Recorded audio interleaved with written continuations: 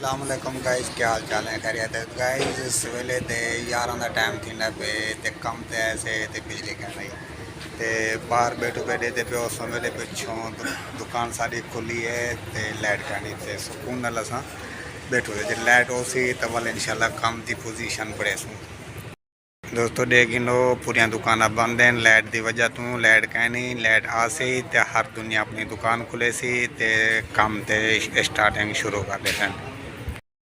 दिखे ना तो दुकान के अंदर एरे देखो सैनबाज सफाई करना खड़े ये सारी दुकान है लाइट कहनी ते सारे कपड़े टंगे खड़े हैं। ये कपड़े असां बनाया से तो माशाल्लाह देखो डिज़ाइन देखो किस तरह का डिज़ाइन है। लाइट आने वाली है से तकरीबन आधा घंटा सारा रह गया। जिमें लाइट हो सी अस अपना काम शुरू कर दे सूँ ते तकरीबन 11 साढ़े 11 बजे के करीबन दिए तो मैं टाइम भी दिखे ना हाली 11:15 थी पेन 11:15 साढ़े 11 बजे लाइट आ सी।